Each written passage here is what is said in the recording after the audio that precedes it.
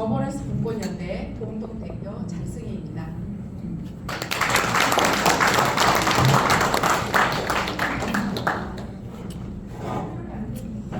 구리시의회 의원을 역임하고 현재는 거버넌스 운동에 참여를 하고 있지요. 여러분과 함께하고 있습니다. 구리시 거버넌스에 대해서 잘 모르시는 분들이 많으실 것 같아요. 그래서 거버넌스에 대해서 좀 열거를 해봤습니다. 구리시 거버넌스 분권연대는 2023년 11월 6일에 창립을 했습니다.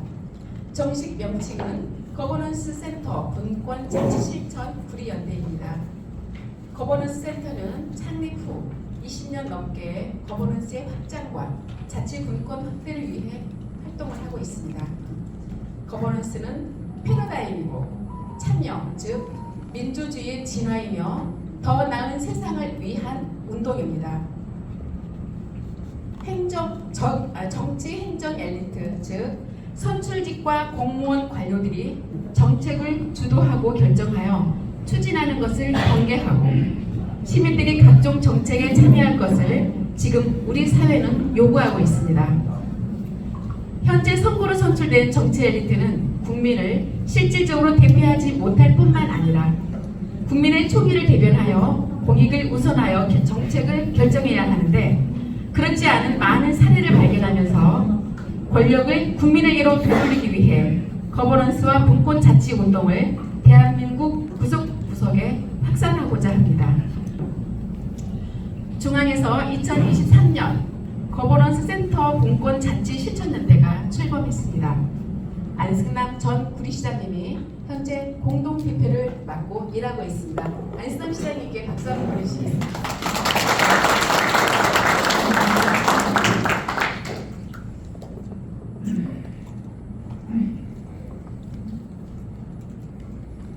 죄송합니다. 이면옥 전 구리시의회 부의장님과 김현태 구리시 배드민턴 협회 회장님, 그리고 제가 공동 대표를 맡았습니다. 함께 인사드릴까요?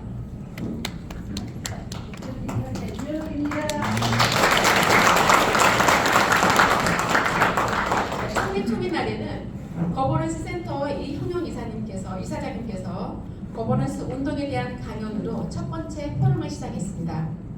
두 번째 포럼은 김고성 전 대통령 비서실 시민사회 수석님을 모시고 공감 있는 시민성 키우기란 주제로 진행했습니다.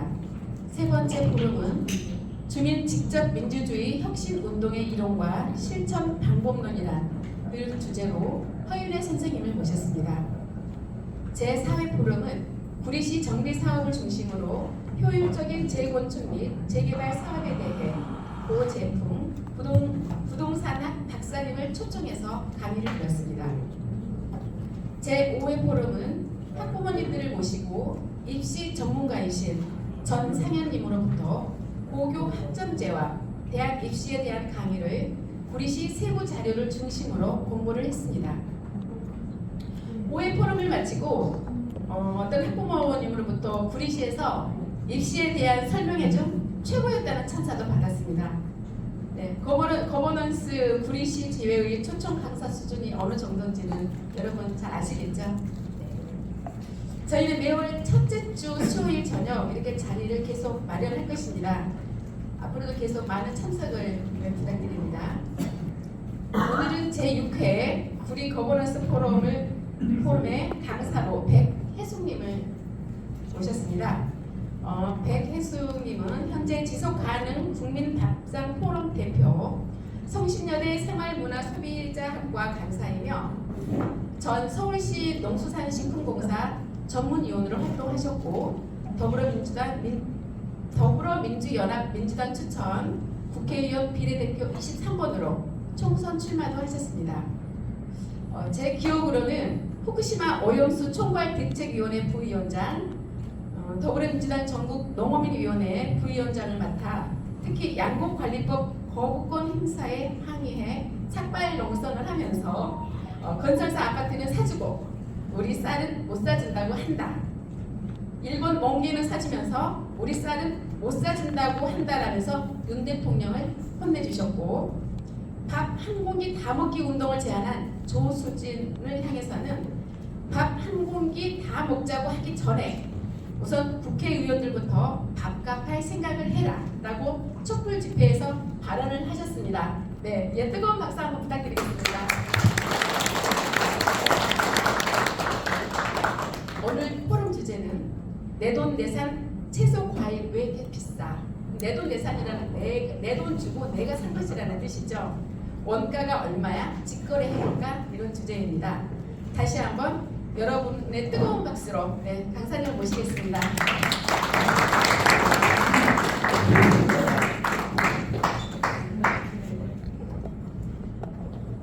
네, 안녕하세요. 저에 대해서 아주 꼼꼼하게 잘 파악을 해주시고 소개도 과하게 해주셔서 감사드립니다. 근데 오늘 제가 자료를 좀 많이 준비를 했는데요. 일단 속도는 좀 빠르게 하도록 하겠습니다. 앞부분은 좀 어려울 수 있어요. 그런데 이제 뒷부분에는요, 제가 실질적으로 이렇게 직거래 해볼 수 있는 그런 방안에 대한 이야기도 실어놨으니까 끝까지 잘 보시고, 그다음에는 이제 질의응답을 좀 더 활발하게 하시게 되면 우리 거버넌스 포럼에서 먹거리를 확실하게 책임질 수 있다, 책임질 수 있는 그런 방안을 찾을 수 있게 될 것입니다. 그러면 시작해 보도록 하겠습니다. 이렇게 이제 채소 과일이 왜 비싼지 이 부분에 대해서 제가 설명을 드리고요. 그 다음에 이렇게 채소 과일이 왜 비싼지 근본적인 유통 구조에 대해서 살펴보면서 그러면 누가 피해를 받고 있는지, 현재 이런 유통 구조 때문에 특히 이제 공공에서 관리 운영하는 공영도매 시장의 유통 구조 때문에 누가 피해를 받는지, 그리고 과연 이 농산물 각각에 대한 원가가 있는지 없는지, 이 원가는 어떻게 되는지, 원가를 기반으로 했을 때는 어떤 우리 현재 농산물 가격이 하락할 수 있는지 안정될 수 있는지 그런 부분에 대해서 말씀드리고요. 그러면 우리가 직접 나서서 직거래 해볼 수 있는 그런 방안은 없을까? 많은 분들이 농산물 가격을 안정화시키기 위해서는 직거래가 답이다 이런 말씀을 많이 하세요. 그러면은 이 직거래 정말 어떻게 하는 게 우리 전체의 공동의 이익을 위해서 좋은 방안일지 제가 설명을 드리고 이 부분에 대해서 질의응답하는 시간을 갖도록 하겠습니다. 그러면 이제 이야기 들어가기 전에요. 호박이 있죠? 네, 호박 이렇게 세 덩어리가 있습니다. 제일 작은 것부터 해서 중간, 큰 거 이렇게 있어요. 여기에서 씨앗이 가장 많이 들어있는 호박은 어느 것일까요? 제가 이 정보를 아는 게 굉장히 중요해요. 제가 지금 들어가는 이야기에서 정보를 알면 이라는 내용을 가지고 퀴즈를 내고 있는데요. 처음부터 끝까지 우리가 이 농산물하고 관련되어 있는 정보를 잘 몰라요. 정보가 정말 중요합니다. 정보를 잘 알면 거기에 해답이 있습니다. 그런 차원에서 제가 질문을 드려요. 씨앗이 가장 많이 들어있을 것 같은 호박은 1번 1번. 네. 2번 3번 3번. 네, 3번이 가장 많을 것 같아요. 지금 뭐 대답은 3번을 가장 많이 하셨는데요.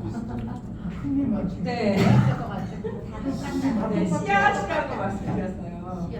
네, 씨앗은 뭐 작은 거에 들어있을까요? 큰 거에 들어있을까요? 지금 이제 중간인데 지금 눈으로 들어오는 건 우리가 정보를 모르는 상태에서 눈에 들어오는 건 지금 크기만 들어오는 거죠. 그러니까 크기를 가지고 판단을 하셔서 1번일 것 같다, 뭐 3번일 것 같다, 아니면은 뭐 아니야 나는 중간 갈 거야 이렇게 하는 거죠. 그런데 지금 정보를 모르는 상태에서 지금 대답을 하셨어요. 근데 제가 정보를 가르쳐 드릴게요. 씨앗은 어디에 달리냐면 요 줄을 따라 달려요. 호박 씨앗은 요 줄을 따라 이렇게 달려요. 내가 잘라보니까 작은 게 많이 들어. 네, 그러면은 답은 1번, 2번, 3번 중에 1번. 1번이죠. 그죠? 왜요? 줄이 가장 많으니까. 네, 이렇게 우리가 정보를 제대로 잘 알아야 막연하게 눈으로 보이는 거 그리고 주변에서 듣는 거 이런 부분으로 판단을 해서는 안 된다. 특히 우리 V 거버넌스 포럼에 참여하신 분들은 더욱더 정보를 기반으로 해서 이런 판단을 해주시면 감사하겠습니다. 그래서 머리를 말랑말랑하는 차원에서 퀴즈를 냈고요. 그 다음에는요, 다 알고 계시죠?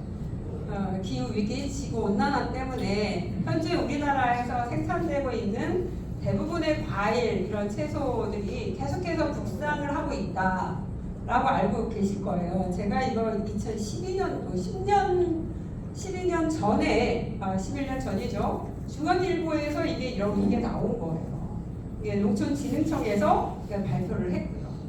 그러니까 10년이 지난 지금 현재 상황 계속 올라가고 있죠. 사과 같은 경우 그전에는 이제 대구 사과였는데 포천까지 올라왔어요. 지금 현재도 대구 사과보다는 이 경상북도 사과가 주산지긴 하지만 지금 맛있는 사과는 강원도에서 생산이 되고 있는 거죠. 그래서 이렇게 점점점 특히 이제 사과 같은 경우 재배 면적의 70%를 차지하는 이런 부사라는 품종, 이 품종이 다양하지 않고 이게 표준화 획일화 다량화돼 버린 거예요. 그러니까 소품종 다 이렇게 소품종이면서도 이렇게 다양한 형태의 이런 품종들이 있어야지 어떤 기후 위기가 닥쳤을 때 그거에 대항하는 품종들이 살아남아요. 다른 것들은 기후 위기에 적응을 못해서 많이 이제 생산이 줄어든다라고 할지라도 이게 다양성이 확보되어 있는 상태에서는 어떤 품종이 그 기후 위기에 극복해서 더 많이 잘 살아날 수 있는지 이 부분에 대한 거를 우리가 이제는 준비를 해야 되는 거죠. 근데 우리나라는 지금 현재 부사라는 품종을 70%나 차지하고 있는 거예요. 그래서 만약에 이 부사 품종의 지구온난화 때문에, 기후온난화 때문에 이 부사 품종에 무슨 병해충이 발생을 했다. 그러면은 사과 생산량이 뚝 떨어질 수밖에 없는 거죠. 그러면 또 폭등하게 될 거예요. 그래서 이 기후위기가 진행이 될수록 우리는 다양성이 중요하다. 그래서 우리 구리 거버넌스 포럼도 이렇게 다양한 영역에 계신 분들, 그리고 다양한 계층에 계신 분들, 다양한 세대가 어우러져서 같이 함께 포럼을 구성한다라고 하면은 그 다양성 때문에 훨씬 더 건강해질 수 있어요. 이게 이제 우리가 먹는 이런 품종에서도 마찬가지입니다. 근데 작년에 이 사과 생산량이 전년 대비 2022년 대비 30%가 감소를 했죠. 갑자기 봄에 4월 달에 냉해 피해를 입게 되고 그 다음에는 온도가 올라가는 폭염 그러면서 장마 기간이 길어지고 그러다 보니까 이제 과수 생산량이 제대로 수출이 되지 않았던 거죠. 그래서 기본적으로 생산량이 줄어든 그런 상황이에요. 그걸 이제 염두에 두시고 또 이야기를 풀어 나가도록 하겠습니다. 이렇게 점점 북상하고 있습니다.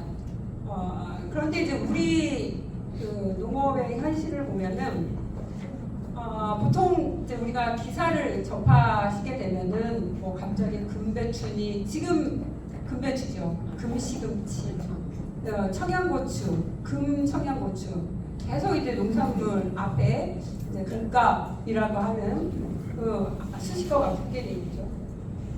근데 이렇게 늘 이제 금배추, 뭐 금무 이렇게 얘기했다가 이제 폭락을 하고 또 갑자기 3배 이상 뛰고 그러면서 양배추값은 2배 뭐 급등했다.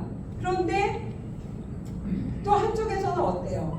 갈아엎죠. 밭을 갈아엎고 지금 대파밭을 갈아엎었다라고 제가 어저께 저녁에 전남 진도에 계신 농민하고 통화하면서 이야기를 들었어요. 대파밭 갈아엎었다는. 그러니까 불과 총선 때만 하더라도 대파 875원으로 민주당이 승리했잖아요. 금 대파 이렇게 해서. 근데 지금은 이제 대파 밭을 갈아엎고 있는 그런 상황입니다. 그런데 이렇게 이제 제가 전남 진도에서 대파를 갈아엎고 있다라고 말씀드렸는데 전남의 경우요. 그 공급 과잉이 됐을 경우 갈아엎는 예산들이 늘 책정이 되어 있어요, 전국적으로. 근데 전남 같은 경우가 약 2019년 기준으로 300억이에요. 이거 늘 예산을 책정해 놓습니다. 그러니까 한쪽에서 가격이 이제 폭락을 하게 되면 농민들은 생산비도 못 버는지니까 밭을 갈아엎을 수밖에 없는 거고, 지자체에서도 밭을 갈아엎으라고 장려를 하게 되는 거죠. 그래서 어느 정도 그 종잡이라도 나올 수 있는 정도의 예산을 지원하는. 그러니까 한쪽은 어떤 경우는 폭등하고 어떤 경우는 폭락하고, 이렇게 이제 양쪽에서 농민도 피해고 우리 시민도 피해를 받는 그런 이제 구조예요. 가만히 들여다보면요. 그러면은 이제 좀 더 구체적으로 왜 사과값이 이렇게 올라갔을까, 비쌌을까, 그걸 이제 제가 알려드릴게요. 사과하고 이제 대파 그거 관련해서 제가 알려드리도록 하겠습니다. 저도 이번 총선에 출마를 하면서 이 사과값이 미친 듯이 올라가서 이거 왜 이런가 들여다봤거든요. 근데 설날 이제 올 설날, 작년 추석 이렇게 해서 이제 살펴봤어요. 살펴봤는데 여기 보면은 일반 사과가 빨간 거고 이제 친환경 사과 파란색이에요. 근데 오히려 친환경 사과보다 일반 사과값이 뭐 등락폭도 차이가 나지만은 훨씬 더 가격이 높았어요. 그리고 그 지역별로 또 살펴봤어요. 서울, 부산, 대구, 광주, 대전 이렇게 지역별로 이 사과값을 살펴보니까 서울이 가장 싸고 오히려 대구가 가장 비싸게 나왔어요. 이건 이제 AT라고 하는 농산물 유통 정보를 보고 이제 제가 통계를 냈는데요. 이렇게 올해 설날 지역별로 이렇게 사과값의 차이가 컸다. 특히 이제 서울 같은 경우가 가장 쌌다. 근데 이제 지방에 있는 분들은 지방에 다양한 여러 가지 인프라도 부족해서 지방 사는 것도 어떤 분들은 억울하다 이렇게 얘기하시는데, 심지어 먹을거리에 대한 이 농산물 가격도 이렇게 차이가 난다는 거예요. 억울한 게 한두 가지가 아니죠. 우리가 이제 지역 균형 발전 이런 이야기를 하는데도 불구하고 기본 중에 기본이 먹거리 가격을 들여다보면 이런 불평등이 존재하고 있다는 거죠. 그리고 일반적으로 친환경 농산물은 이제 가격이 비싸다, 생산비라든가 뭐 이런 부분들이 좀 더 많이 투여되고 생산비가 더 높기 때문에 좀 비싸다 이렇게 우리가 인식을 하고 있는데, 물론 규모의 견제가 있기도 합니다. 그럼에도 불구하고 이 일반 사과값이 더 비쌌다라는 이런 사실. 그런데 이런 구조적인 문제는 해결하지 않고 올해 윤석열 정부는 뭐 했죠? 계속해서 예산을 풀었어요. 농산물 납품단가를 지원하겠다. 그래서 기존의 204억 원에서 959억 원, 1000억 원대로 확대를 했습니다. 그리고 소비자분들에게는 농산물 할인을 해서 판매를 하라고 이 할인 쿠폰도 2배 정도로 확대를 했죠. 그래서 이제 대형마트나 뭐 전통시장 이런 데에서 이 농산물을 구매하는 분들에게 할인 쿠폰, 할인 상품권, 정말 많은 예산을 풀었습니다. 그런데 이거는 누구나가 쉽게 할 수 있는 거죠. 이 예산 푸는 것. 근데 이 예산을 푼다라고 이 농산물 가격이 잡히거나 그러지는 않겠죠. 그리고 이 농식품 할인 예산을, 쿠폰을 계속해서 예산을 들여서 이 시민들에게 값싸게 공급한다라고 해서 모든 국민에게 혜택이 돌아가는 건 아니죠. 일부 이제 먼저 가서 그 농산물을 구매하는 분들한테는 싸게 구매할 수 있는 기회가 되지만, 내가 직장 다니느라고 그 마트에 사러 못 간다. 그러면은 그거는 또 다른 차별인 거잖아요. 그래서 이런 예산을 투여해서 농산물을 잡겠다라고 하는 거는 이제 눈 가리고 아웅하는 거죠. 근데 이 부분이 이 농산물 가격이 계속해서 이렇게 올라가는 게 우리나라만 올라가는 게 아니라 다른 나라들도 생산비, 유가라든가 막 이런 부분 때문에 올라가긴 올라가지만 우리나라처럼 이렇게 올라가진 않아요. 우리나라 농산물이 전 세계에서 가장 높다라고 이야기를 하잖아요. 최근에 이제 미국 대선 지금 선거 후보들이 뛰고 있는데 해리스 같은 경우가 최근에 이야기를 했어요. 농식품 가격을 규제해버리겠다. 너무 올라가니까. 왜 농식품 가격을 규제하겠다라고 이 농식품 기업들이 가격 올리는 걸 규제하겠다라고 해리스가 그랬냐면 중산층하고 밀접한 연관이 있기 때문에 중산층을 잡기 위한 전략으로 이 농식품 가격을 잡겠다, 규제하겠다 이렇게 발표를 했어요. 그랬더니 이제 다른 쪽에서는 트럼프 쪽에서는 뭐 포퓰리즘이다 뭐 이런 얘기까지 지금 하고 있는 상황입니다. 그래서 물가는 선거에 이기느냐 지느냐에 굉장히 큰 갈림길에 있는 거예요. 우리가 먹는 거에 대해서 말을 안 하지만 우리 시민들은 먹는 그런 장바구니 물가에 대해서 굉장히 민감합니다.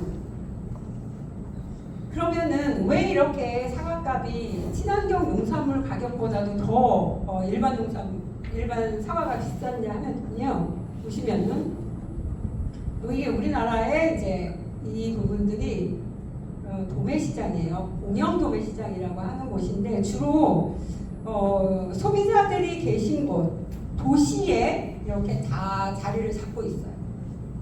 33개의 공영 도매시장이 전국에 흩어져 있어요.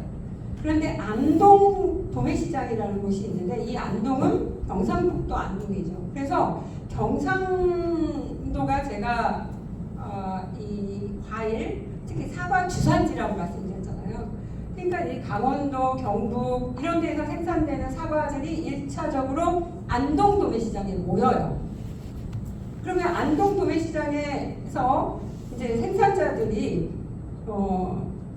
도매 이 법인이라고 하는 경매회사들이에요. 이 안동 도매시장의 생산자들이 혹은 산지의 유통인, 밭대기 상인들이요. 이 유통인들이 생산자나 산지 유통인들이 도매시장 법인에게 출하를 해요. 출하를 하게 되면 이제 경매를 통해서 중도매인이 낙찰받아요. 그러면 이 중도매인이 지금 여기는 안동이에요. 아직까지. 아직 가락시장 안 갔어요.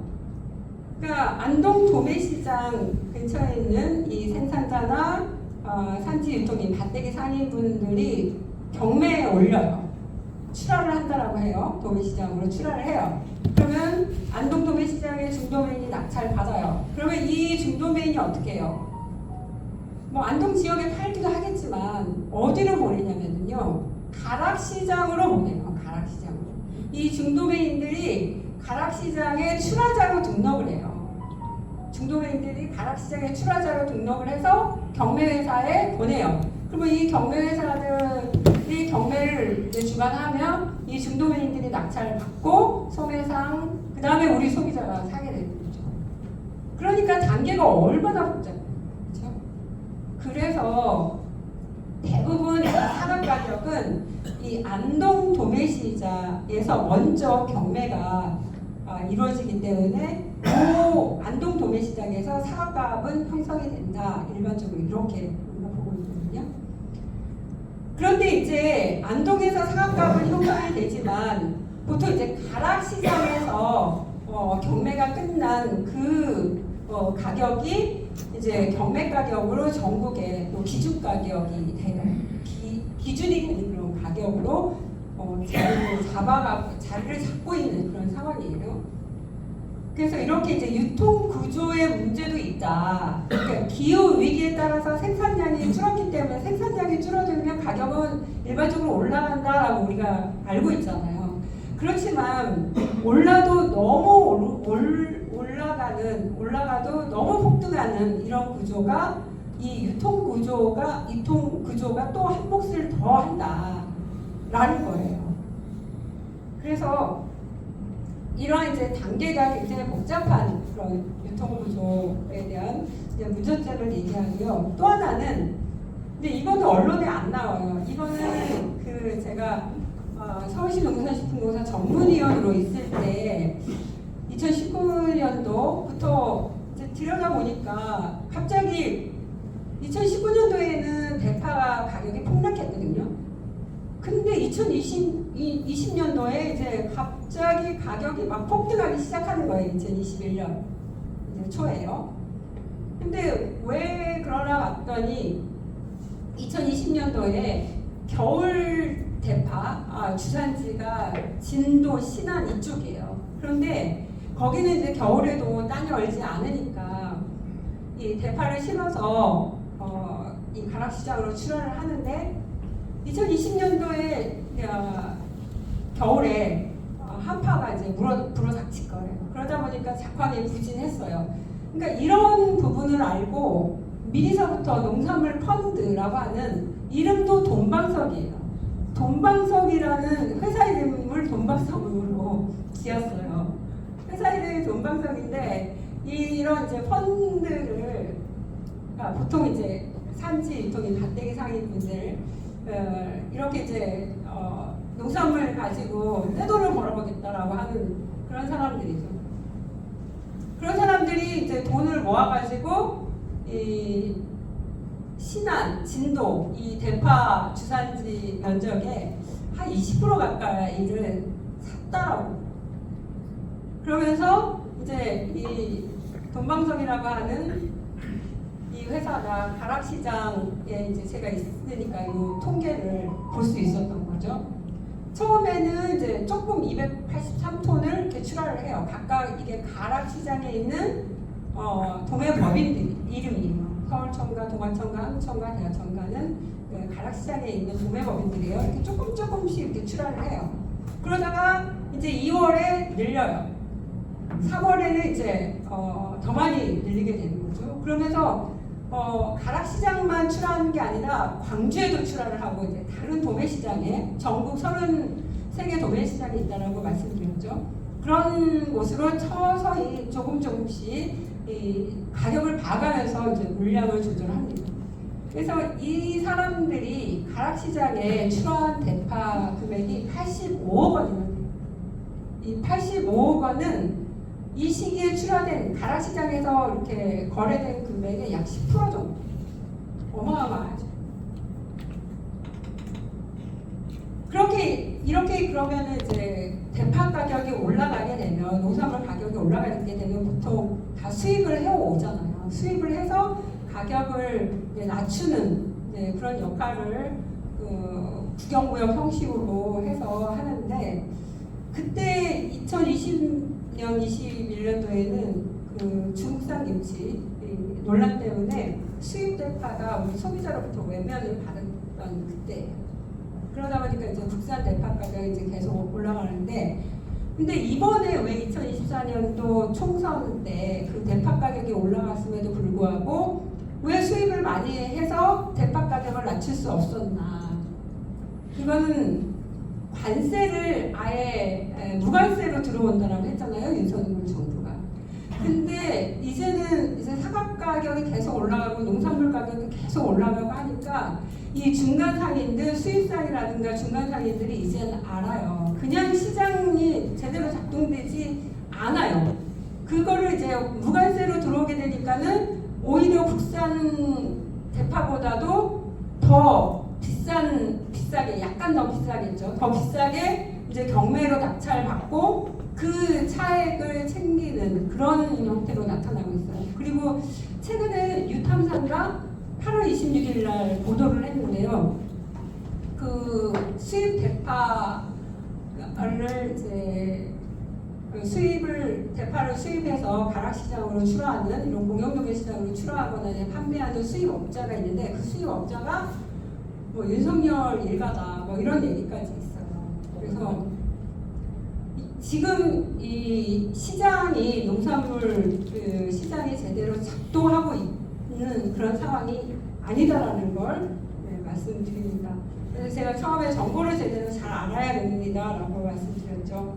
우리가 말하는 물건이 많으면, 물량이 많으면 가격은 내려가고 물량이 적으면 가격이 올라간다. 이게 절대 당연한 게 아니라는 거죠. 기후 시대는요. 그러면은 좀 비교를 해보도록 하겠습니다. 이 가락시장, 우리나라 전국 33개 공영도매 시장에서는 그 공영도매 시장에 농산물이 들어오면 무조건 경매를 하도록 되어 있어요. 법으로 규정을 해놨어요. 공영도매 시장에 배추, 무, 양파, 대파 이런 것들은 대부분 다 경매를 하도록 해놨어요. 그런데 아스파라거스 이런 거는 물량이 적죠. 아스파라거스 막 이런 것들은 서양 채소도 있죠. 치커리라든가 이런 것들은 경매하기에 그렇게 적합하지 않아요. 그런 것들은 경매를 하지 않아도 되는 품목으로 구분을 해놨습니다. 근데 대부분 우리가 먹는 채소류 대부분은 공영도매 시장으로 출하를 하면은 무조건 경매를 하도록 되어 있어요. 그러다 보니까 이렇게 해년마다 어디는 폭등을 하고 내려가요. 그 다음에 또 폭등을 해요. 그러니까 폭락을 하게 되면 이렇게 폭등을 하면은 많은 분들이 농민들이 재배 면적을 늘려요. 재배 면적 늘리다 보니까 폭락을 하게 되는 거죠. 폭락을 하다가 재배 면적이 쭉 늘어나서 폭락을 하니까 이제는 재배 면적을 좀 줄여야 되겠다. 또 어떻게 될지 모르겠다. 그러다가 또 가격이 또 폭등해요. 그러니까 이런 패턴이 있어요. 이런 패턴이 있다 보니까 그런 산지 유통인이나 이런 분들이 펀드를 조직을 해서 그리고 이제 농산물이 저장성이라든가 이런 부분들이 늘어나는 그런 농산물 같은 경우는 저장을 하면서 이 물량 조절을 하는 그런 단계까지 와 있습니다. 그런데 이제 공영도매 시장에서의 농산물 가격은 이렇게 급등락이 굉장히 심한 그런 구조인데 한살림 같은 이런 생협에서 가격을 정할 때 한번 비교를 해보도록 하겠습니다. 이 생협에서는 이 생산비라고 하는 기본적인 가격 협상의 기준이 있어요. 여기 보면 생산자 소득은 경비, 재료비, 인건비 이런 부분들을 다 이야기를 하고 이 부분을 토대로 해서 생산비가 이 정도 들어가니까 그해 배추 공급하는 비용은 얼마 이렇게 책정을 하는 거죠. 그러니까 이제 가격 결정하는 방식이 공영도매 시장에서는 품질도 보지 않고 그날 들어오는 물량에 따라서 중도매인이 얼마 살래 하는 가격으로 결정이 되는 거고 이런 생협 방식은 생산자하고 소비자 대표들이 서로 이 기준을 보면서 가격을 정하는 그런 형태죠. 그래서 이거는 이제 경매에 의한 가격 결정, 이거는 협상에 의한 서로 수의 거래, 상대 거래라고 하는 그런 형태의 가격 결정 구조라고 보면 됩니다. 그러면은 이렇게 우리나라 농산물 가격 결정 구조 정리를 해드릴게요. 33개 공영도매 시장에서 이루어지는 이 경매제의 가격 결정 구조는 이제 생산자분들이 직접 도매시장으로 보내거나 아니면 산지 유통인 통해서 보내거나 그러면서 이제 중도매인이 가격 결정을 하고 그다음에 전통시장, 마트 그러면서 우리 소비자가 이렇게 구매하는 그런 형태인데 가격은 여기서 결정이 되는 거죠. 그런데 이제 생협은 좀 전에 말씀드린 대로 생산자 대표하고 소비자 대표가 만나서 생산량을 결정하고 가격을 협상하는 그런 형태. 그때 중간에 생소한 시장 도메인이라는 이게 법적 용어예요. 법적 용어인데 이 시장 도메인은 뭐냐면요. 이 구조가 생협하고 좀 비슷해요. 경매 안 하고요. 공영 도매 시장이에요. 이 시장 도메인도요.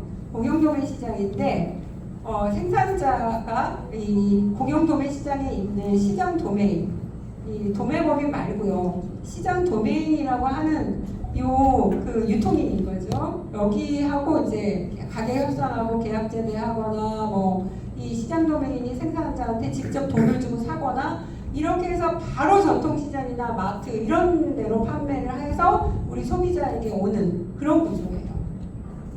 그래서 현재 우리나라의 이 가격 결정 방식, 유통 구조 이런 부분들은 이렇게 크게 세 가지다 이렇게 보시면 되고요. 온라인 도매 시장이라고 하는 온라인 유통이라고 하는 이제 그런 부분도 어찌 보면은 이제 이런 구조라고 보시면 단계만 보면 이런 구조로 볼 수도 있는 거죠.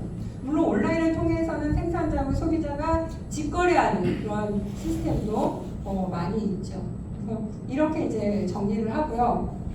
그러면 제가 정보를 알면부터 시작을 해서 이 상한값이 왜 이렇게 비싸고 대파 가격이 왜 이렇게 비쌌는지 이 33개 공영도매 시장의 유통 구조에 대해서 설명을 드렸어요.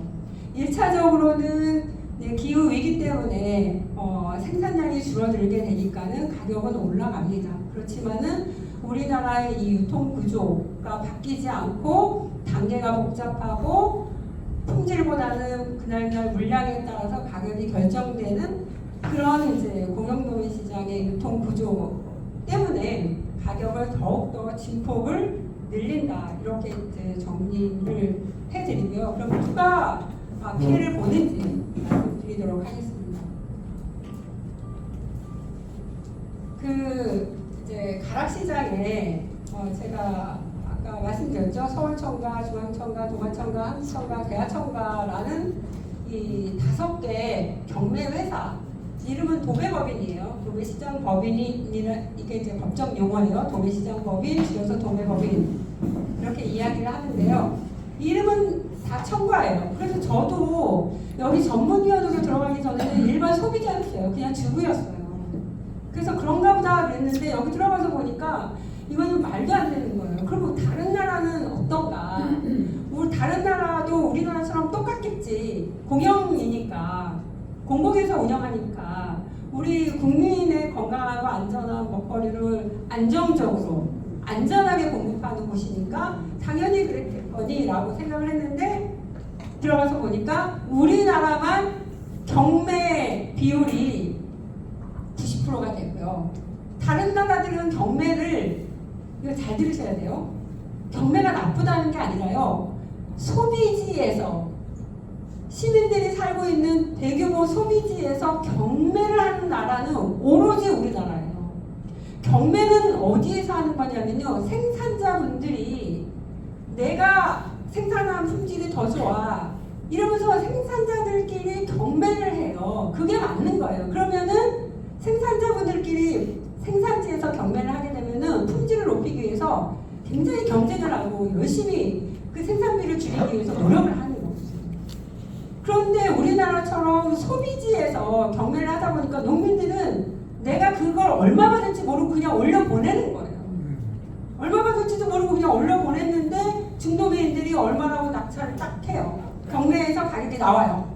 그러면 1kg에 대파 1kg에 800원이 나왔다.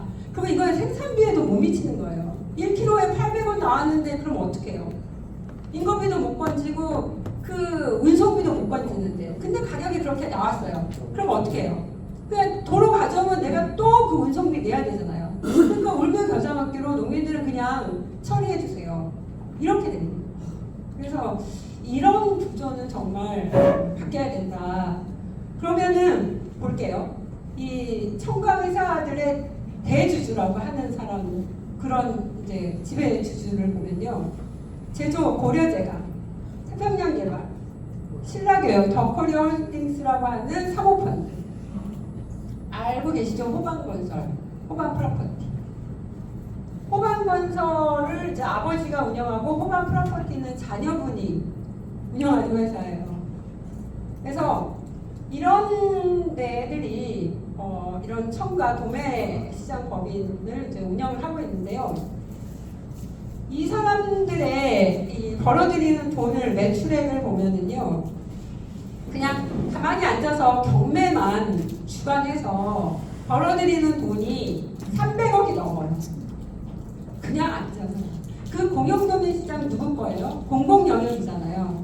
이 경매회사들이 거기 공간을 차지하고 있는데 그 공간에 대한 투자를 하거나 뭐 시설이라든가 뭐 이런 거 일푼 내지 않습니다. 그냥 거기에 이제 허가만 취해서 그 자리에서 경매만 계속 하는 거예요. 그리고 경매사 하면 우리가 공공성을 담보해야 된다고 생각하잖아요. 경매사는 공정하게 해야 되잖아요. 근데 이 경매사가 누가 뽑냐면요, 여기 있는 이 일반 사기업들이 경매사를 뽑아요. 과거에는 이 공공기관에서 경매사들을 임명했어요. 임명을 했다는 거예요. 근데 지금은 그렇지 않아요. 그냥 경매회사에서 직업 뽑듯이 뽑아요. 그런데 만약에 사고가 터졌다.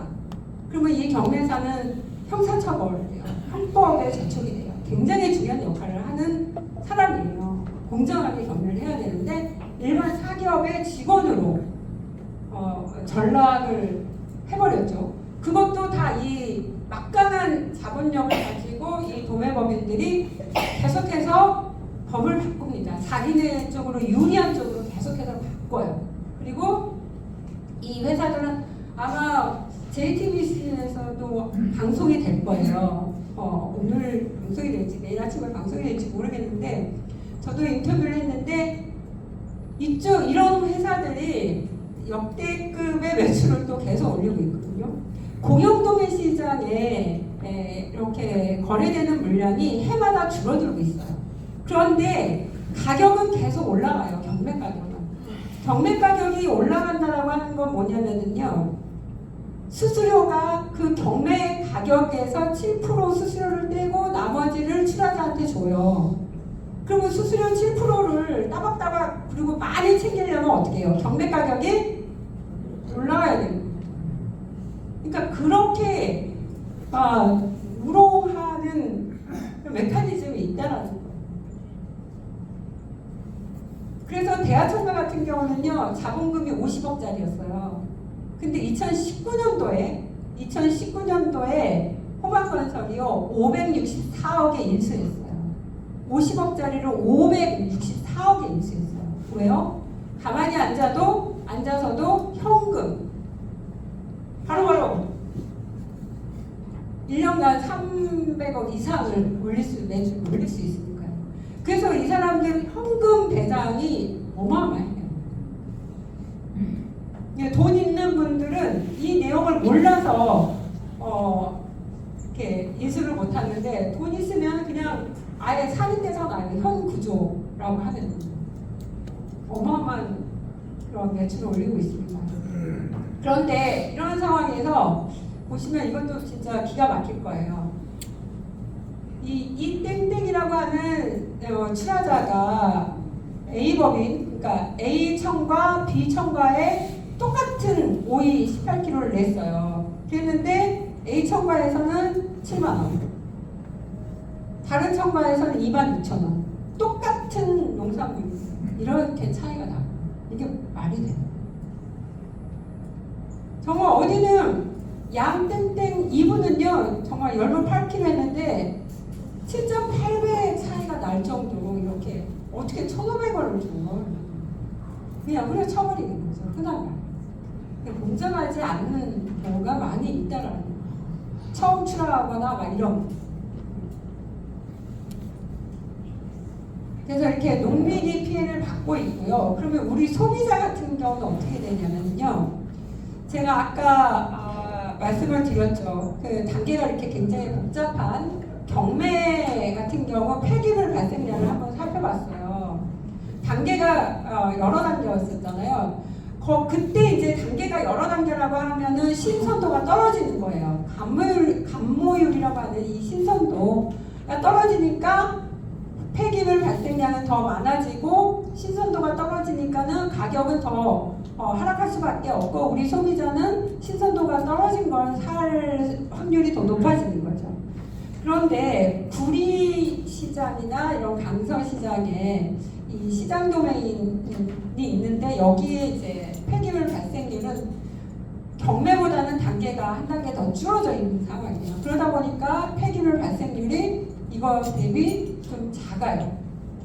그리고 지금 기후 위기 시대에 못난이 농산물 가격이 농산물 가격이 폭등하니까 못난이 농산물을 많이 늘리자, 유통하자. 그런데 이 못난이 농산물 같은 경우는 공영도매 시장에서 거래할 수가 없어요. 누가 거래하려고도 안 하고.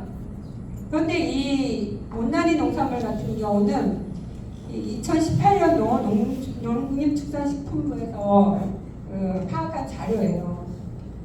이 등급 외 못난이로 분류돼서 이렇게 폐기되거나 헐값에 팔려나가는 이 채소 과일 규모가 2조 원에서 5조 원에 달한다. 어마어마한 물량이죠. 그리고 또 피해를 받는 분들은 전통시장 상인입니다. 이제 우리 구리 거버넌스 포럼에서도 특히 이제 우리 구리에 있는 전통시장, 우리 소비자들이 이용하는 그런 전통시장, 지역 경제 골목상권하고 연계되어 있는 그런 곳은 어떤지 한번 살펴볼 필요성이 있는데요. 저는 이제 서울시 농산식품공사에 있었으니까 거기를 좀 중심으로 말씀드리도록 하겠습니다. 제가 거기서 자료를 찾았기 때문에 그래요. 이 경기도에서 생산된 이 농산물이요, 다 일단 가락시장으로 출하가 돼요. 어마어마하게 출하가 돼요. 그리고 강서시장으로 출하되는 금액도 상당해요. 경기도에 있는 생산된 농산물임에도 불구하고. 그럼 이제 가락시장으로 모여가지고 거기에서 가격이 결정되면은 이제 다른 도매시장으로 이제 내려가는 거죠. 경기도에 4개의 공영 도매시장이 있어요. 구리, 수원, 안양, 안산 4개의 지방 도매시장이 있습니다. 그런데 경기도에서 생산한 그런 농산물이 각 그 경기도 지방 도매시장으로 먼저 가는 물량보다 가락시장으로 먼저 출하돼서 다시 그 지방으로 내려가는 경우가 많이 있어요. 그래서 경기도 전통시장 상인, 시장상권 소상공인들 이분들 이제 대부분 가락시장이나 강서시장에서 구매를 하고 있는. 그래서 이런 부분에 대한 거를 우리 구리 거버넌스 포럼에서 좀 들여다보고 우리 구리시의 이 농산물 시스템 가격을 안정화시키고 우리 소비자가 참여하고 우리 중소상공인들이 참여할 수 있는 그런 형태의 새로운 유통, 신유통 구조는 무엇인지 머리를 맞대고 새로운 정책을 개발하는 계기가 되면 좋을 것 같습니다. 그러면 제가 말씀드렸던 기준가격이라고 하는 거, 그 농산물 기준가격은요, 가락시장에서 이렇게 경매로 낙찰된 그 경매가격이 기준가격이 형성이 돼요. 그래서 대부분 우리나라 농림축산식품부 예산에서 사용되는 거 농민지원 예산이 많이 있죠. 그런데 이제 농산물 가격 안정제 기준가격, 그냥 농민들이 이렇게 수입 피해가 나서 장마나 가뭄이나 이렇게 피해가 나서 수입이 농산물 판매로 인한 이제 수입이 줄어들었다 그러면 그 수입 보장보험이라는 게 있는데요. 이 부분에 대해서도 지급할 때 뭘 가지고 지급하냐면요, 그냥 가락시장 5개년 평균 가격 이걸로 이제 지급을 해요. 그리고 일반 유통업체들이 농산물을 구매할 때 그러면 그 기준 가격이 있어야 될 거 아니에요. 그 기준 가격, 즉 가락시장 가격을 가지고 참조를 해요. 그래서 A마트, B마트 이런 대형마트 같은 경우는 도매시장 시세를 참조한다라는 걸 이제 말씀드리려고 제가 이렇게 표로 예시를 해놨습니다. 그러면은 이제 볼게요. 그러면 생산 원가가 있을 거 아니에요. 품목별로. 그러면 우리 생산 원가에 대해서 궁금하지 않으세요? 전 굉장히 궁금했어요. 왜 이렇게 세계 유례 없이 도시에서, 소비지에서 농민들은 얼마 받을지도 모르고 도시로 올려보내면 도시에서 가격을 결정할까? 이거 생산 원가가 있을 텐데 우리가 아파트 가격이 천정부지로 올랐을 때 아파트 원가 공개해라 이런 얘기가 있어요. 그런 것처럼 농산물 원가가 저는 굉장히 궁금했어요. 그래서 막 찾아보니까 농촌진흥청에서 품목별로 원가를 산정해서 소득 자료지 이렇게 해서 공개를 하고 있더라고요. 네, 찾아보니까 그러면 이제 그 대파를 볼게요. 이거 생산비가 326만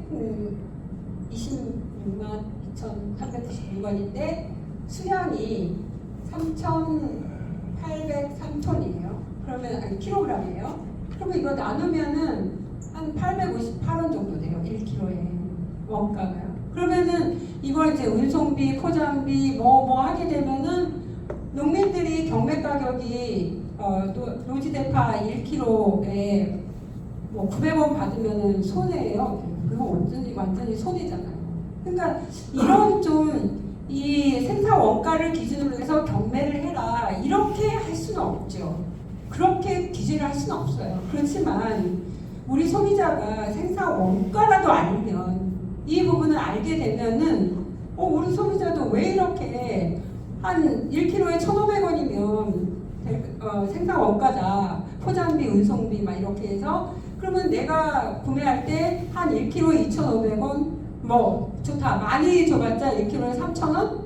이러면 정말 농민들도 괜찮겠네. 이런 판단기도 생긴단 말이에요. 그래서 저는 이 원가를 좀 지역별로 산정을 해서 가격이 좀 합리적으로 이루어질 수 있도록 그렇게 지금은 좀 정보를 공개해야 되지 않을까라는 생각이에요. 그래서 정보 공개 차원에서 이 원가에 대한 부분, 그래서 우리 소비자도 생산 원가에 대한 원가 감수성을 좀 높이는 그런 계기가 되면 좋을 것 같습니다. 가격이 싸다고 내가 좋아할 게 아니라 농민도 안정적으로 생활을 할 수 있어야 됩니다.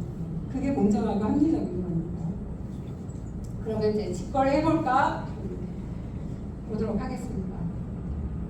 지금은 이제 기후 위기에 대응하기 위해서 전 세계적으로 탄소 중립을 한다. 그리고 각 나라별로 탄소 중립, 탄소를 감축하기 위한 목표치를 정해서 실천하기 위한 다양한 노력을 기울이고 있죠. 그래서 기업들, 공공기관 이런 데서는 ESG를 실천하기 위해서 노력을 많이 하고 있습니다. 그럼 한번 볼게요.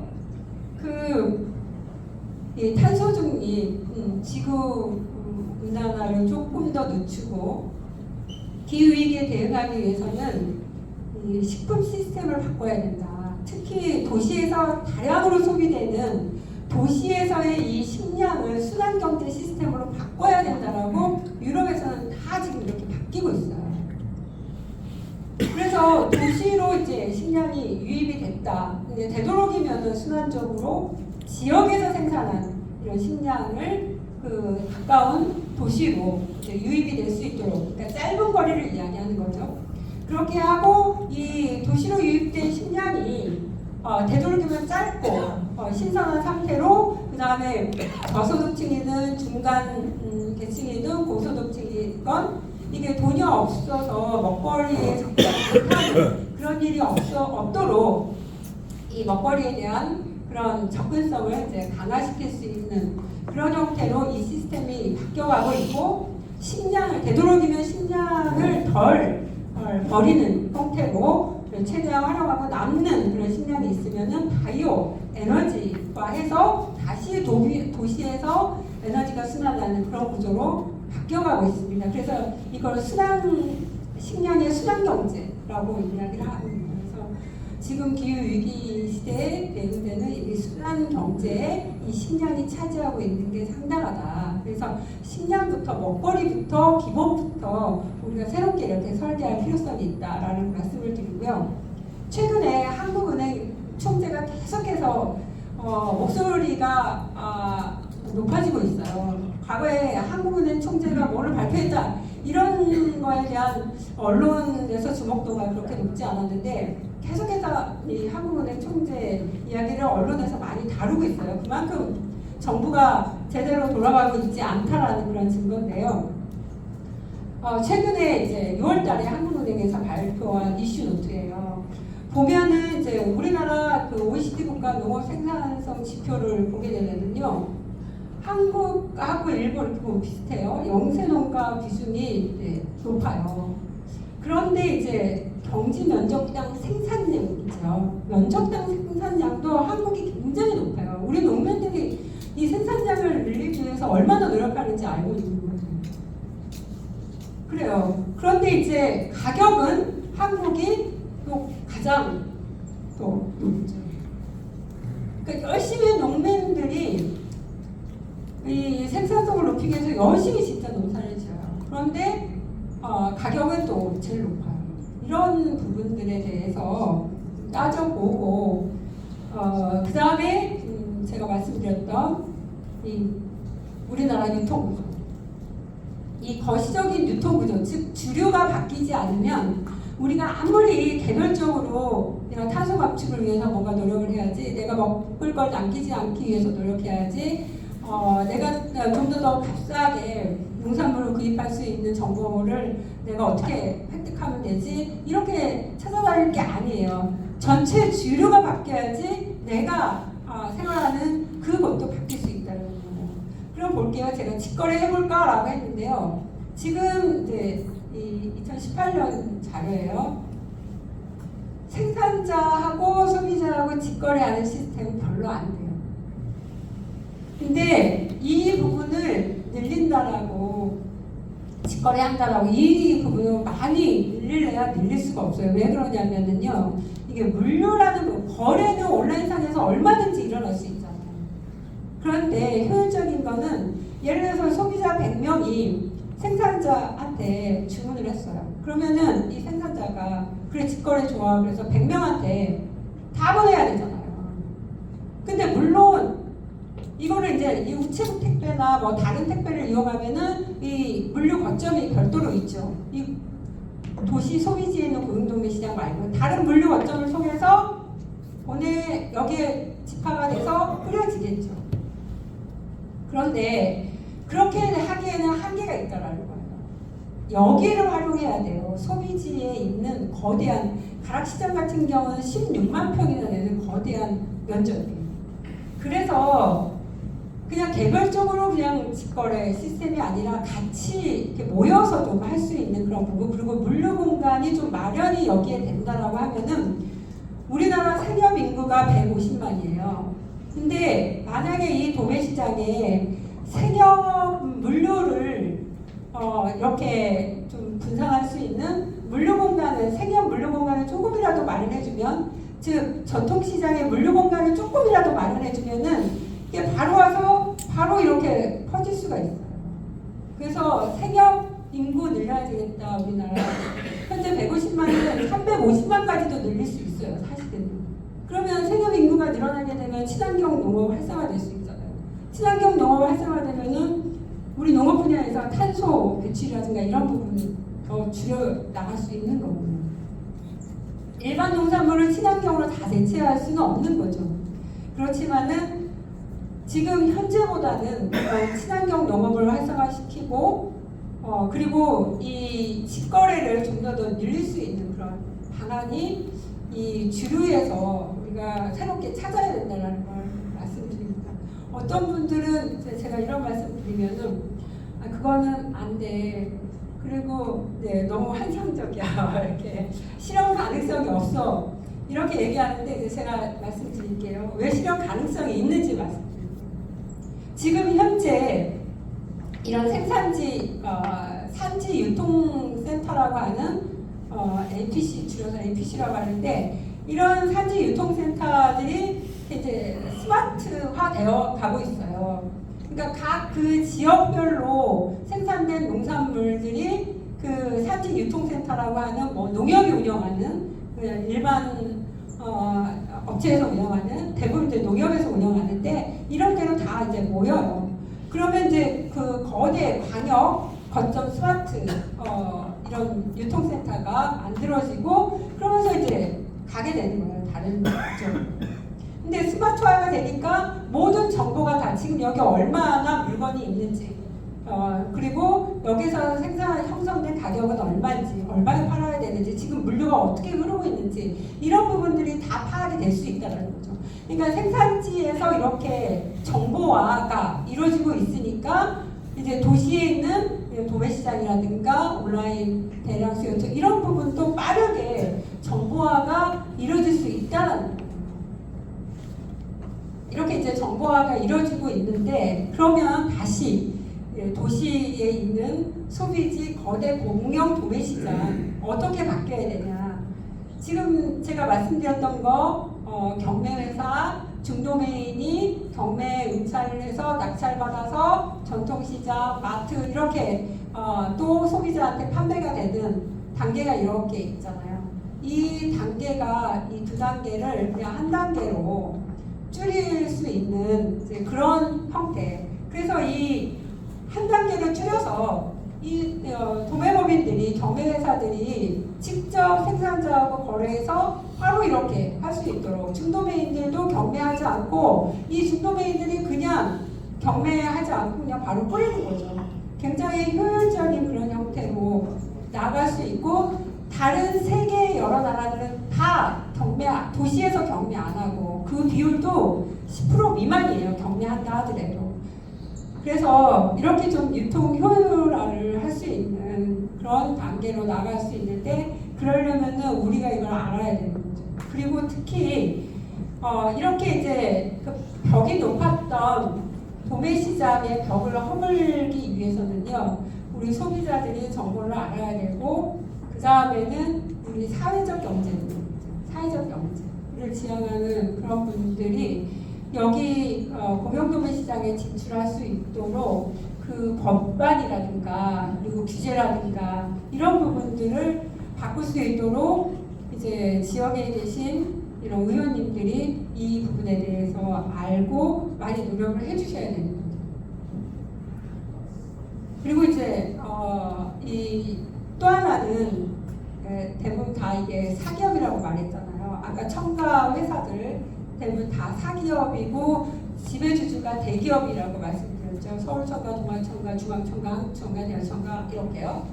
이런 사기업, 중도메인 사기업 이런 부분도 있지만 이제 공익형이라고 하는 그러니까 직거래 도매상이라고 하는 법정 용어 시장 도매인 이 공익형 시장 도매인을 청년 시장 도매인 뭐 생협 시장 도매인 이런 식으로 좀 문호를 개방을 해야 된다. 그래서 이 공영도매 시장에서의 직거래, 이 공영도매 시장에서의 이 직거래 시스템이 공익형 형태로 이루어지게 되면 공익형이라고 하는 거는 공정해야 되고 투명해야 되고 그 다음에 정보의 가치 사슬이 생산부터 유통 소비까지 흘러나갈 수 있는 그런 계기가 되잖아요. 그래서 이 공익형, 공공형 이 직거래 도매상 제도가 들어오면 좋을 것 같고 가락시장에는 이 가락시장에 이 직거래 도매상이 들어오게 되면 누구의 수입이 줄어들어요? 시장 경매회사들 수입이 줄어들잖아요. 그러면 경매회사들이 어떻게 하겠어요? 못 들어오게? 그렇죠. 그거예요. 왜 가락시장이 안 바뀌냐? 바로 그겁니다. 그러면 우리 구리시장이나 안산, 수원, 안양 같은 그 경기도에 있는 4개의 공영도매 시장은 지방도매 시장으로 분류가 되어 있어요. 그 지방도매 시장은 우리 구리시장 도매시장 같은 경우는 구리시장님이 구리시에 있는 의원님하고 조례를 만들어서 이걸 도입할 수가 있어요. 이 부분. 그래서 이 주류를 바꾸면서 이제 우리 소비자가 단체로 같이 모여서 또 직거래할 수 있는 그런 시스템을 만들 수가 있습니다. 그래서 이제 계약을 하는 그런 제도도 활성화할 수 있는 그런 체계가 만들어집니다. 그래서 저는 구리시에 이런 정말 공공성이 강화된 직거래 공영 시장 도메인이 최초로 좀 만들어지기를 간절하게 바라고 있습니다. 근데 지금 오세훈 서울시장이 대권 행보를 이제 하려고 하잖아요. 뭐 51%다 이런 얘기까지 하면서 하는데 오세훈 시장도 대권을 바라보기 때문에 이 농산물 유통에 대해서 심각하게 바라보고 있어요. 근데 가락시장에 있는 도매법인들이 워낙 로비력이 크니까 강서시장이 있어요. 강서시장은 구리시장처럼 지방도매시장이에요. 그래서 지방도매시장이니까 지방자치단체 장이 할 수 있어요. 그래서 오세훈이 오세훈 시장이 강서시장에 이 시장 도메인, 공익형 시장 도메인을 도입하려고 카드를 만지작거리고 있어요. 지금. 그래서 제가 이제 그 전문위원으로 있을 때 그 해남군 해남 농민회하고 같이 강서시장에서 이 공익형 시장 도메인을 도입하기 위해서 직거래 하면서 MOU까지 체결했거든요. 그래서 그 부분들이 지금 계속해서 가시적인 성과를 내고 있어요. 그래서 그 내용을 좀 바탕으로 해서 서울시에서는 강서시장에 도입하려고 하고 있습니다. 아직 발표되지 않는 따끈따끈한 건데요. 네, 저한테 들었다는 얘기 하지 마시고 이건 시대적인 흐름이 될 수밖에 없고, 그래서 이게 정말 필요하다. 불시에 이런 부분이 있어야 된다. 그래서 다른 곳보다도 제가 여기 와서 강의하니까 다른 곳에 가서 지금 이런 강의를 하지 않았어요. 이 강의 자료 필요한 분은 다 드리도록 하겠습니다. 이 강의 자료 제가 처음으로 공개하는 거고, 이 자리에서 서울시 오세훈 시장이 그 도입하려고 한다, 그거 이제 발표할 예정이다라는 것도 처음 말씀드립니다. 그러면은 제가 이제 이 직거래를 우리가 해볼 수 있는데요. 그럼 어떻게 해야 되냐면은 공론화를 해야 됩니다. 그러니까 공론화를 하는데 물론 무슨 이 농산물 가격 결정을 우리가 할 수 있나 이런 거는 아니지만, 제가 생산비 원가를 공개하는 것만으로도 이제 판단할 수 있는 가격에 대한 기준, 이렇구나. 우리가 소비자의 알 권리도 충족시키면서 우리 소비자들이 원가에 대해서 많이 알고 있으면 왜 이렇게 비싸요? 뭐 그러면서 이제 차츰차츰 이 유통 구조가 바뀔 수 있는 그런 계기가 마련되겠죠. 그런 차원에서 이제 말씀드리는 건데요. 하나의 사례가 있어요. 덴마크 같은 경우, 물론 덴마크 인구가 서울시 인구보다 적죠. 그런데 여기는 생산자 소비자 통합위원회가 있다라고 합니다. 근데 인구의 약 30%가 여기에 참여를 하고 있는 가격 결정위원회. 공론화하고 있다라는 거예요. 결국에는 그냥 생산비 가격으로, 생산비 폭등으로 가격이 폭등하고 기후위기 때문에 가격이 폭등하고 이런 부분을 막 예산으로 쿠폰 남발하고 이러면서 예산으로 그 일시적인 그런 가림막을 하는 게 아니라 구조적으로 서로가 이해를 하려고 노력하는 거예요. 공감대를 형성하려고 하는 거고요.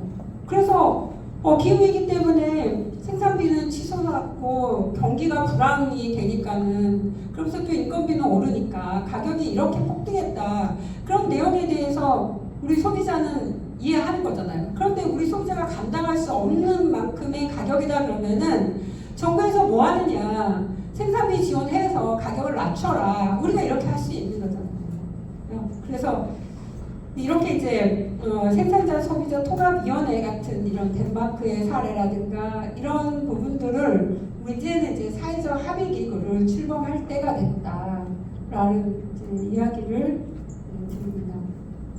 그러면은 이제 구체적으로 좀 더 이제 세분화해서 말씀드릴게요. 세부적으로 좀 들어가 볼게요. 그럼 우리는 어떻게 하느냐? 어떻게 하냐면요, 기후 농부가 되는 거예요. 기후 농부. 지금 농촌에 농부가 계속해서 줄어들고 있어요. 근데 우리 시민도 농부가 될 수 있어요. 어떻게? 기후 농부인데요. 이제 농민분들은 직접 농사를 짓는 농민인 거죠.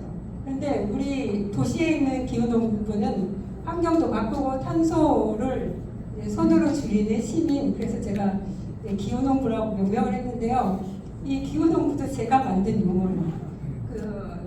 도시 농업 국제 컨퍼런스를 하는데 제가 주제로 이걸 이야기를 했습니다. 기후를 경작하는 모두가 기후농부라고 이제 이름을 지었고요.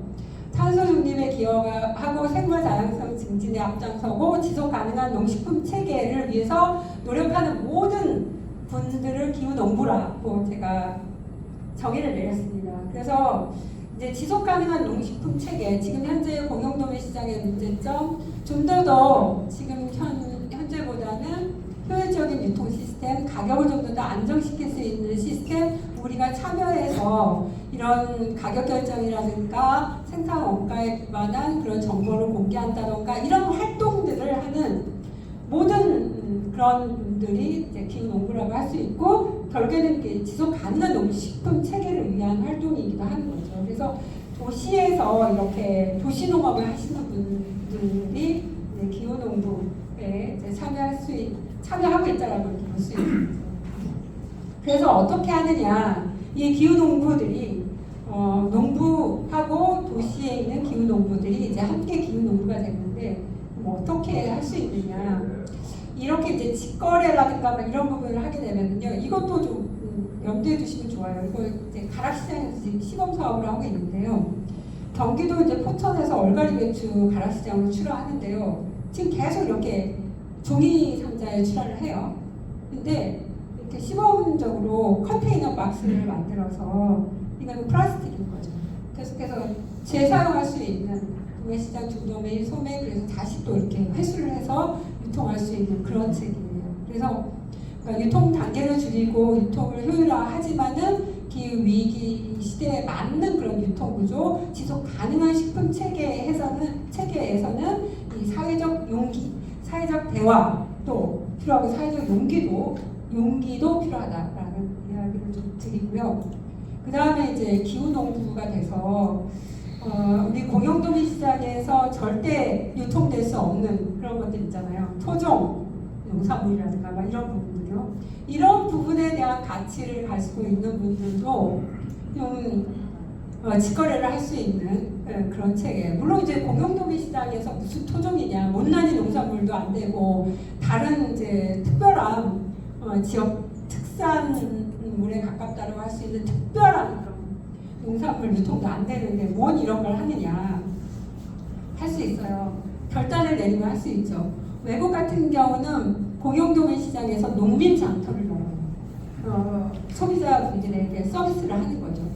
그러니까 농민들이 직접 공영도매 시장에 올라와서 이제 서비스를 하는 거죠. 그럼 우리나라 같은 경우는 그거 연다면 주변에 있는 전통시장이라든가 이런 데서 난리가 날 수 있는 거죠. 그렇지만은 이렇게 좀 원단이라든가 이런 특별한 농산물 이런 부분들은 가능한 그런 형태, 그리고 페스티벌이라든가 이런 문화적인 접근으로 하시게 되면 되고, 이거를 공공에서 여는 게 아니라 소비자 단체들이, 소비자가 같이 함께 농민하고 직거래를 하면서 이런 부분도 좀 기획을 할 수 있는 거죠. 처음에는 어렵지만은 조금씩 횟수를 늘리고 규모를 늘릴 수 있는 그런 형태가 되는 거죠. 그래서 못난이 농산물, 토종 농산물, 지역과 지역의 MOU를 체결해서 지역 상생이라고 하는 그런 푸드를 농민장터 형태로도 열어볼 수 있다라는 거예요. 힘들긴 하지만. 그런데 이제 직접적으로 실행 가능한 거는 바로 이겁니다. CSA라고 하는 커뮤니티 서포티드 애그리컬처라고 하는 공동체 지원 농업이에요. 이 공동체 지원 농업이 지금 현재 이제 세협도 공동체 지원 농업이라고 볼 수 있어요. 우리나라 세협도요. 스위스, 독일, 프랑스 같은 유럽에서는 이 부분이 굉장히 활성화되어 있습니다. 현재 우리나라 같은 경우는 주로 이제 생산자분들이 주도를 해서 꾸러미나 뭐 직매장 형태로 하고 있어요. 그런데 우리나라의 좀 약한 형태의 CSA라고 불러요.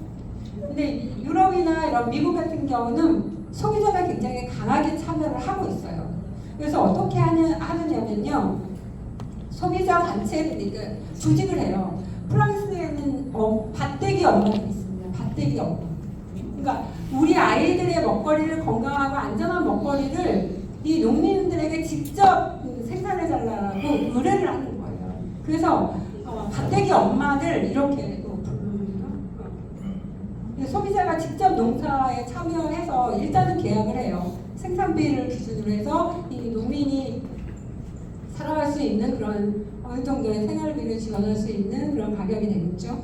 그런데 힘작이 됐어요. 그럼 어떻게 해요? 힘작이 되면은 우리가 적게 받겠죠. 그래도 그걸 엄마들이 감안한다라는 거죠. 그러면서 그게 이제 아이들한테 왜 우리가 이렇게 적게 받는지 교육적인 부분으로 접근을 하고 그 이듬해 풍년이 됐어요. 그럼 우리는 많이 받죠. 많이 받으면 또 주변에 나눠주기도 하고요. 그래서 이런 형태의 좀 소비자가 강하게 참여하는 CSA를 구리시에서 좀 하면 좋을 것 같아요. 그러면 이렇게 좀 활성화되려면 어떻게 해야 돼요? 지원을 해줘야 되겠죠. 일단은 공공에서 나서서 마중물 역할을 해줘야 되잖아요. 이 CS에 참여하는 소비자에게 뭔가를 지원해주는 거죠. 그래서 탄소 이거를 이제 참여하면은 직거래로 활성화시킨다라는 그런 차원에서 국민과 시민과의 그 연대 그리고 이 연대를 제3의 재화라는 게 있습니다. 사실은요. 그 공공재라고 하는 재화가 있죠. 그 다음에 사유재라고 하는 재화가 있죠. 제1의 재화, 제2의 재화라고 얘기해요. 근데 공공재도 아니고 사유재도 아니고 지금 이 자리에 모여있는 이 우리 거버넌스 포럼에 지금 모여있는 계신 분들이 제3의 재화를 지금 창출하고 계시는 거예요. 그게 뭐냐면 관계재라는 거예요. 관계를 맺음으로 인해서 그게 그 화폐 가치로 측정은 되진 않지만 사회적인 가치로 측정이 될 수 있다는 거예요. 근데 지금 윤석열 정부 들어서서 국민의힘이 하는 모든 정책 보면은 다 관계재는 쌀을 다 없애는 정책을 펼치고 있는 거예요. 풀뿌리. 공동체 이런 것들은 아예 쌀을 잘라버리고 예산을 전혀 지원하지 않고 사회적 경제 다 말살시키고 마을 공동체 이런 것들에 대한 예산이 다 없어졌잖아요. 그러니까 이 제3의 재화라고 하는 관계재를 만드는 그런 활동을 우리 구리 시민이 하는 거다. 그거에 대해서 화폐로 지역화폐로 지불을 해주신다고 하면은 참여를 하실 수 있겠죠. 그렇죠? 그래서 이제는 좀 더 현명하고 슬기롭게 이 시민의 제3의 재화를 창출하는 그런 정책을 펼치면 좋을 것 같습니다. 그래서 이건 이제 제가 만든 도표예요. 그래서 이제 큰 그림으로 보면 우리 시민들이 이제 그러니까 구리에 계신 이제 시민들이 뭐 기후동부가 되고 그다음에 이제 사회적 경제 하시는 분들, 그다음에 아동 청년 1인 가족 이런 분들 그리고 지역에 있는 외식업 소상공인 분들이 마음 놓고 생활할 수 있도록 이 구리시의 식료를 보장한다. 식료 보장 정책을 하고 이 구리 도매시장을 통해서 이렇게 이제 유통 효율화를 이뤄내고 그 다음에 이제 지역에 있는 경기도에 있는 뭐 타 지역에 있는 그런 농업을 포함해서 이 공공농업 형태로 보장을 하는 그런 식의 이제 거래 시스템을 좀 만드는데 그게 이제 하나의 사례로 CSA예요. 그래서 CSA 농민 그룹을 만들고 그 다음에 CSA 시민 그룹을 만들어서 거래를 할 수 있는 이 직매장이나 생협이 CSA의 한 형태라고 말씀드렸잖아요. 그래서 어느 하나의 물류 공간을 마련해 주신다거나 이 공영도매 시장의 어느 하나의 공간을 이렇게 마련해 주시게 되면은 이 부분이 좀 더 활성화되고 제3의 재화 관계재를 창출할 수 있는 그런 하나의 계기가 된다는 걸 말씀드리고 싶습니다. 그래서 제가 현재 공공식료 사회연구소 소장인데요. 공공식료 사회를 열자라고 지금 외치고 다니고 있어요. 그래서 누구나 돈이 없어도 굶지 않는. 근데 우리가 요즘 세상에 누가 굶어하지만 정말 들여다보면은 제대로 못 먹어서 허덕이는 청년들 계십니다. 그래서 누구나 기본 한 끼, 오늘 한 끼 걱정 없고, 근데 그게 이제 사회적인 안전망이다.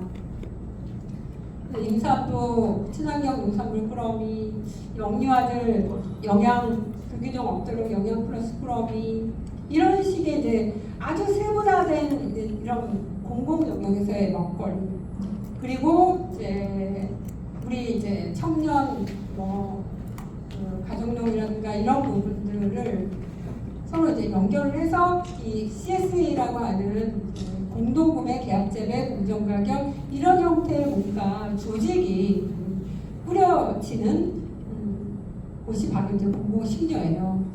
그리고 이제 마지막으로 마무리를 하도록 하겠습니다. 요즘 너무 비싼 농산물 가격 왜 그럴까요? 왜? 제가 얘기했죠. 그 불안정한 도시 소비지에서의 경매 시스템, 그 불안정한 경매제도를 들여다봐야 된다. 그래서 어떻게 해야 되느냐? 생산자와 소비자가 되도록이면 직접 만나서 거래를 하는 도매시장에서는 직거래 도매법인, 그 다음에는 우리 생산자하고 소비자가 직접 만나는 CSA 공동체, 이 부분은 이제 이런 공공영역에서의 지원이 필요한 거죠. 그래서 이런 이제 도매시장에서 공익형 시장 도매인이 만들어지게 되면 여기에 사회적 경제 이런 부분이 결합이 돼서 요 CSA도 활성화될 수 있다라는 그런 생각으로 오늘의 제 이야기를 마무리하고자 합니다. 들어주셔서 감사합니다.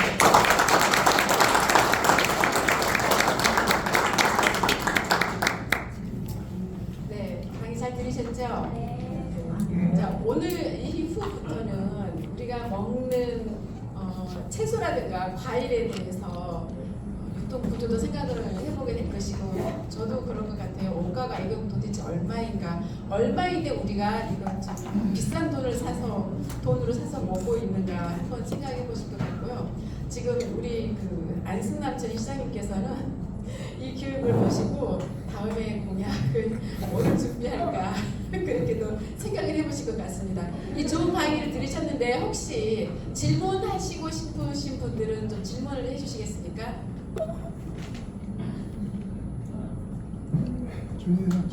이해가 쏙쏙 되셨다면 질문이 없을 것이고, 혹시 이해가 부족하시다면 질문을 좀 해주십시오.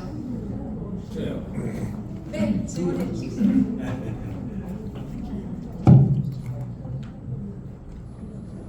네, 백혜숙 우리 강사님한테 이런 강의를 듣는다는 것은 참 제가 여태까지 강의를 들어봤지만은 처음인 것 같고요. 제가 궁금한 것은 아까 말씀하신 대로 농부가 생산을 했을 때의 원가에 대해서 말씀을 하셨는데, 제가 봤을 때는 그 원가를 매월 그것을 공시를 한다 그러면은 도매인이 중간에 경매를 할 때 그 원가 이상으로 경매를 하면은 농촌의 생산자가 손해를 보지 않고 지속적으로 생산을 할 수 있지 않느냐, 이런 생각을 제가 가져봤어요. 그렇게 된다면은 결국은 농촌에서 생산자들이 그 원가가 계산이 되고 도매인들이 그 이상의 경매를 계속한다면은 결론적으로 농민도 이익을 볼 수 있지 않느냐, 그거에 대해서 제가 말씀을 드리고 싶어요. 이상입니다. 네. 말씀하신 대로 원가를 기반으로 해서 경매를 하도록 하면 생산비 이하로 경매 가격이 떨어지지 않을 테니까 농민한테도 좋은 그런 시스템 아니냐고 말씀하셨는데요. 그걸 이제 제가 얘기를 하면은 다들 이상적인 얘기다, 시장을 훼손하는 그런 논리다, 이렇게 얘기를 해요. 그래서 저는 제가 아까 말씀드렸듯이 이거를 규제를 할 수는 없어요. 원가 그 경매를 할 때 보통 우리가 미술 경매 한다 그러면은 이제 최저 가격을 딱 정해놓고 그 위로 계속 올라가잖아요. 근데 현재의 농산물은 그런 구조가 아니죠.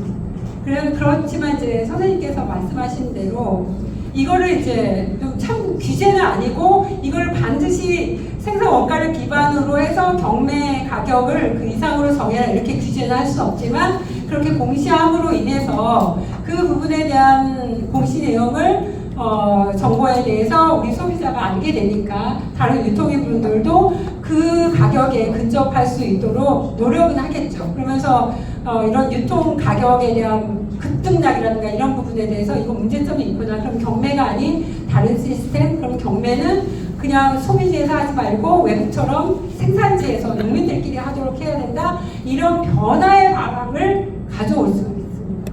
근데 좋은 지적해 주셔서 감사합니다. 또 다른 네, 윤도아님.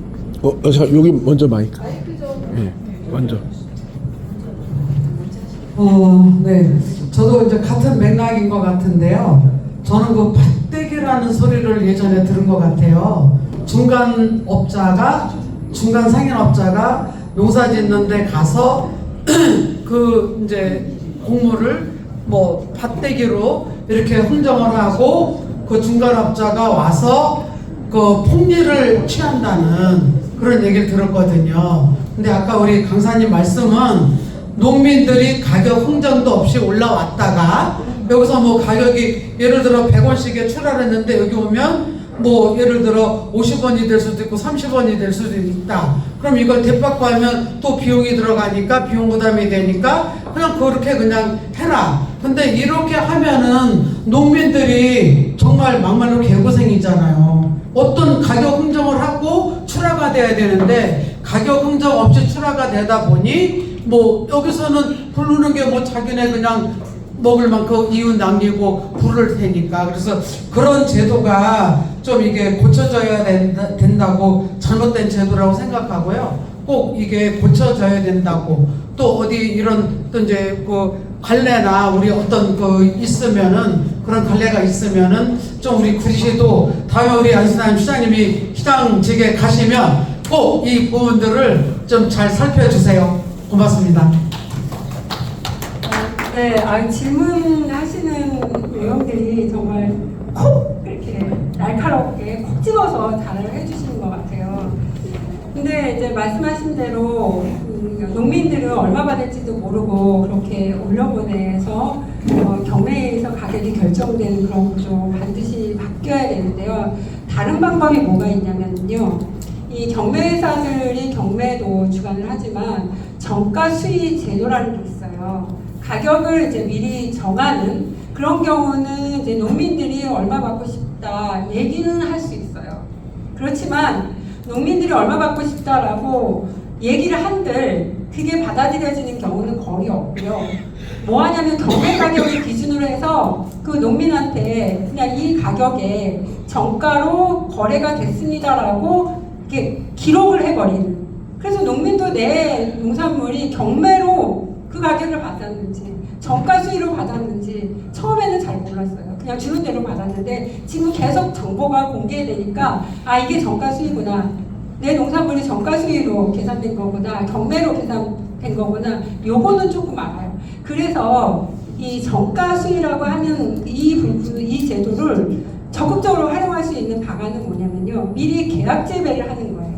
그리고 정가 수익 매매를 가격을 미리 정해놓고 거래하는 경매가 아니라 그런 경우라고 하면은 굳이 도매법인이 필요 없어요. 그냥 중간 도매인인 그 부분들이 생산자하고 직접 계약을 해서 계약 재배한 거는 그냥 가격을 정해놓고 계약을 했으니까 바로 유통될 수 있도록 하는 그런 방법도 있습니다. 좋은 지적해 주셔서 감사합니다. 윤도아님 질문해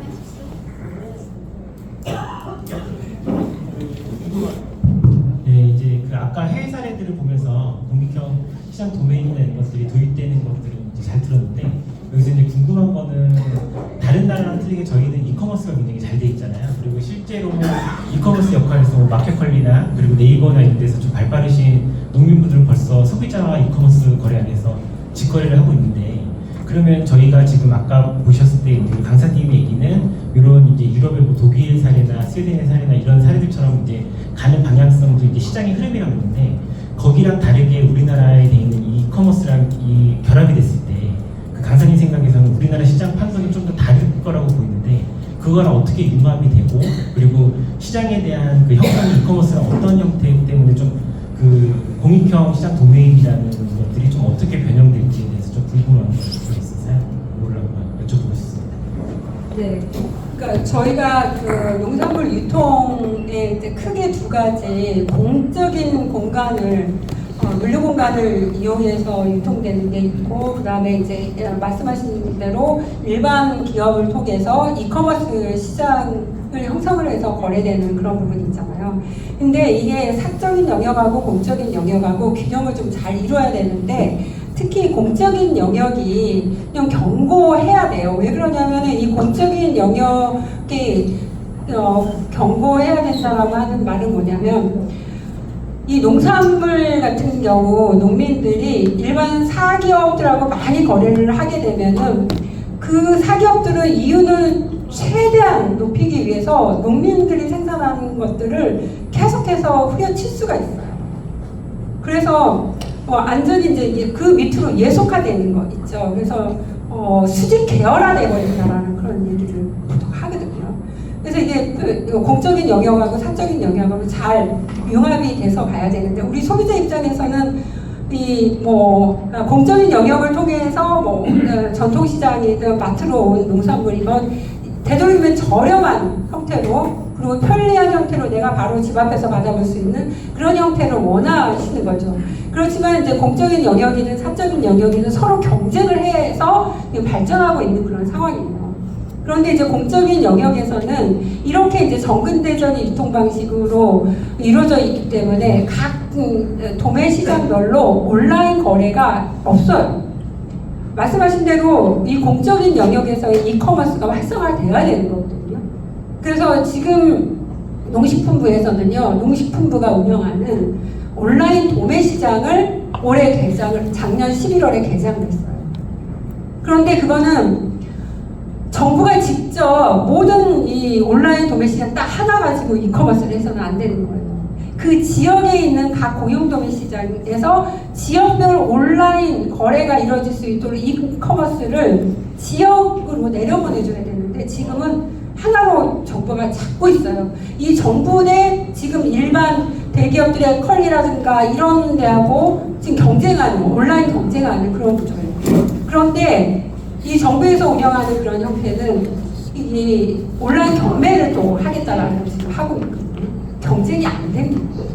오히려 그런 부분들은 정부가 해야 될 게 아니라 이 지역 도매 시장이, 공용 도매 시장이 이 문호를 개방을 해서 정보로 장착한 청년들이 진입할 수 있도록 하고, 유통 효율화를 열어줄 수 있는 이 직거래 도매상 제도를 빠르게 열고 각 지역별로 이커머스 시장을 만들어주는 그런 형태로 경쟁을 해야지 우리나라가 좀 더 우리 농민분들도 안정적으로 농사를 짓고 우리 소비자에게도 이익이 될 수 있다고 생각을 합니다. 지금 제안해 주신 거는 청년들 입장에서는 굉장히 많이 들여다보아야 될 사항이에요. 그래서 저는 청년들이 좀 구린이 도매시장에 청년 이커머스 사업을 좀 할 수 있도록 공영 도매시장에서 그런 것들을 할 수 있도록 좀 정책을 해주시면 좋을 것 같아요. 근데 지금 당장 청년들도 도매시장은 구색이 굉장히 잘 갖춰져 있잖아요. 여러 가지 농산물이 한꺼번에 오고 신선한 게 바로바로 오니까는 거기서 물로만 손을 대도 굉장히 많은 부가가치를 창출해낼 수 있을 거예요. 공적인 영역에 대한 그런 역할도 하시면서. 감사합니다. 제가 질문해 주시는 분들 내용을 보니까 제가 놀라요. 또 질문하실 분 계십니까? 이제 그만해요. 저기 저 마이크 좀 우리. 너무 요즘 아 괜찮아요. 우리 불이 안 들리네. 마이크 누르세요. 누르고. 예, 누르면 이제 켜지거든요. 여기 우리 농수산물공사라는 데가 있어요. 백 소장님은 다 아다시피 여기 이제 오늘 참석하신 분들이 김경만 본부장하고 또 우리 도매시장에 본부장 했던 분들하고 저는 요 직전에 우리 농산물공사 사장을 좀 했습니다. 그리고 그 전에 가락동 시장에서 농산물공사에 37년 근무를 했는데 지금 우리 백 소장님이 얘기하시는 부분들은 이제 혹시나 여기 참석하신 분들이 오해할 수 있는 부분들이 좀 상당한 것을 백 소장님이 잘못됐다는 것이 아니라 주로 가락도매 시장을 중심으로 설명을 하니까 그게 이제 다가 아니에요. 우리나라 농산물 유통에 도매시장 33개 공영 도매시장이 차지하는 포지션이 우리 전국 농산물 유통의 한 38% 정도 될 겁니다. 85년도에 가락시장이 생길 때는 도매시장 경유율이 65%까지 갔는데 지금은 좀 그만큼 낮아지고 아까 말한 이커머스나 직접 거래하는 쿠팡이나 마켓컬릿, 그다음 대형 할인점들 이분들이 직접 산지에 가서 직접 거래를 해요. 그래서 도매시장 포지션이 계속 낮아지면서 약화가 되고 있는데 우리 백 소장님 말씀은 그런 와중에서도 한 34% 정도 차지하고 있는 전체 농산물 거래 34% 차지하는 농산물 도매시장을 중심으로 저 공익형 시장 도면이 만들어지면은 유통 비용이 줄어들 것이다라는 게 논제일 것 같습니다. 그죠?